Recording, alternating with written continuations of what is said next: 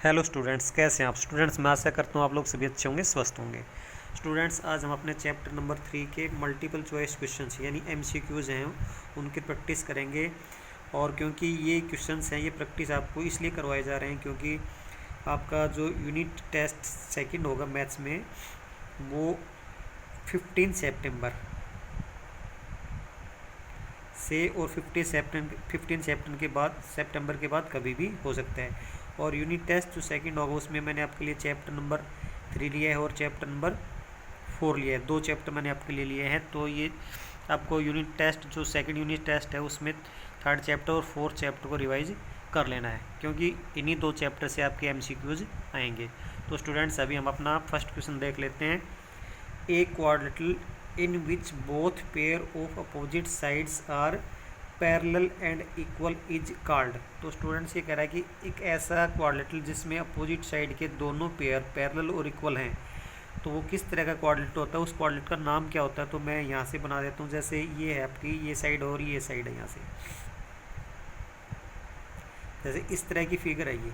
तो ये साइड और ये साइड आपकी पैरेलल है और इक्वल है, और ये साइड आपकी पैरेलल भी है और इक्वल भी है। तो इस तरह की फिगर बनती है।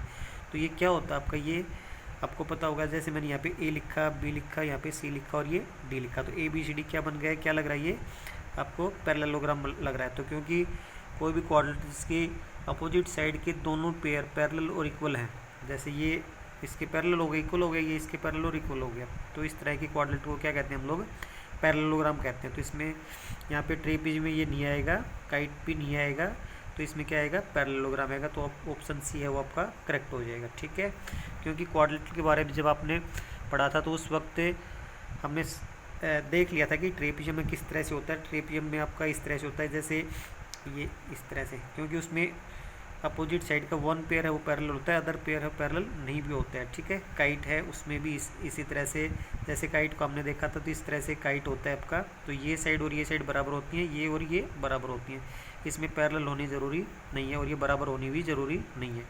नन ऑफ दिस भी नहीं आ सकता, तो इसका सी ऑप्शन है वो करेक्ट हो जाएगा। तो इस तरह से स्टूडेंट्स हम लोग अपना फर्स्ट क्वेश्चन कर लेंगे। अभी स्टूडेंट्स हम लोग अपना सेकंड क्वेश्चन देख लेते हैं। तो सेकंड क्वेश्चन में आपको क्या करना है, a quadrilateral in which the measure of each angle is less than 180 degree. तो स्टूडेंट्स, ऐसी क्वाड्रिलेटरल जिसमें प्रत्येक एंगल 180 डिग्री से कम है, यानी हर एक एंगल 180 डिग्री से कम है, तो उस क्वाड्रिलेटरल को किस टाइप की क्वाड्रिलेटरल के नाम से जाना जाता है।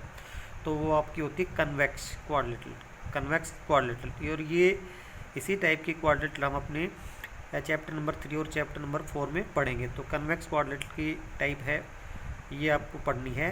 कनकेव क्वाड्रिलेटरल है, ये वाली टाइप आपको नहीं पढ़नी है अपने सिलेबस में। ठीक है, कनकेव क्वाड्रिलेटरल उसमें कम से कम एक एंगल है वो 180 डिग्री से बड़ा होता है। ठीक है, तो इसमें आपका ये ए ऑप्शन, सॉरी ये बी ऑप्शन है वो करेक्ट हो जाएगा। ठीक है, बी ऑप्शन करेक्ट होगा इसमें। ठीक है, अभी हम लोग अपना क्वेश्चन नंबर 3 देख लेते हैं। तो क्वेश्चन नंबर 3 में क्या है, a parallelogram having all sides equal is called. एक पैरेललोग्राम है जिसमें सारी की सारी साइड्स बराबर हैं, तो उसको किस नाम से जाना जाता है, क्या कहा जाता है। तो क्योंकि आपको पता है कि कोई भी क्वाड्रिलेटरल है जिसमें चारों साइड अगर इक्वल हैं, ऑल साइड्स इक्वल हैं, तो वो तो या तो स्क्वायर हो सकता है या फिर रोम्बस हो सकता है, दो ही चीज़ें हो सकती हैं।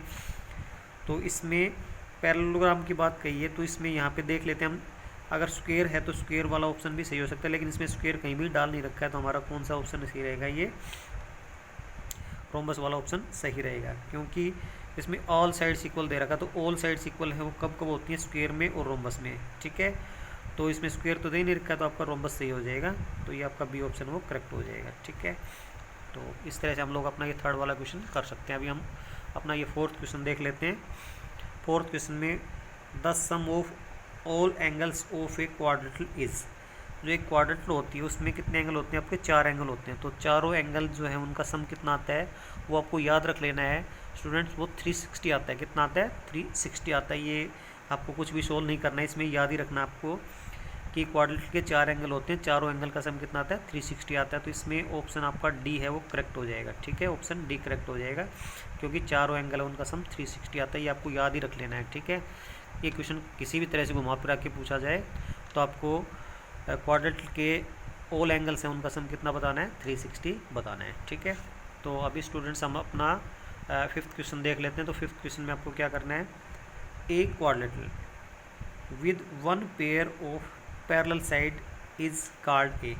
तो एक क्वाड्रिलेटरल होती है जिसमें वन पेयर है पैरेलल होता है, अदर पेयर का कुछ भी कहा नहीं जा सकता, यानी उसमें अदर पेयर जनरली पैरेलल नहीं होता है। तो जैसे आपका ये हो गया, ये दो साइड पैरेलल होगी और ये हो गया, और ये मैं ऐसे यूँ कर देता हूँ। ठीक है, तो ये आपका इस तरह से जो फिगर बनता है यहाँ से ये वाला, तो इसमें ये साइड और ये साइड क्या होगी, पैरेलल होगी। ये साइड और ये साइड आपकी पैरेलल नहीं है, तो ये क्या आपकी ट्रेपीजियम है। ठीक है, तो ऐसी क्वाड्रिलेटरल जिसमें अपोजिट साइड का वन पेयर पैरेलल है, अदर पेयर के बारे में कुछ कह नहीं रखा है, तो उसको हम क्या कहेंगे, ट्रेपीजियम कहेंगे। तो इसमें कौन सा ऑप्शन सही है, आपका बी ऑप्शन सही हो जाएगा, ट्रेपीजियम। ठीक है, तो स्टूडेंट्स ऐसी क्वाड्रिलेटरल जिसमें अपोजिट साइड का वन पेयर ही पैरेलल हो, ठीक है, तो उसको क्या कहते हैं, ट्रेपीजियम कहते हैं। आपको याद रख लेना है, इसमें भी कुछ ज़्यादा सोल्व करने की ज़रूरत नहीं है। तो स्टूडेंट्स अभी हमारा होमवर्क का टाइम होगा, तो होमवर्क में आपको क्या करना है, रिवाइज MCQs इन रफ नोटबुक। और ये MCQ है, ये आपके चैप्टर नंबर 3 से लिए गए हैं। और ऐसा हो सकता है कि कुछ बच्चों की बुक में ये क्वेश्चन ना मिले, तो आपको ज़्यादा कुछ सोचने की ज़रूरत नहीं है, आपको ये क्वेश्चन कर लेने हैं, क्योंकि आपका जो यूनिट टेस्ट है वो सभी सेक्शन का एक ही बनाया गया है। तो ऐसा हो सकता है कि क्वेश्चंस आपकी बुक में ना मिलें, फिर भी आपको ये क्वेश्चन बहुत ही अच्छी तरह से रिवाइज कर लेने हैं। Thank you students.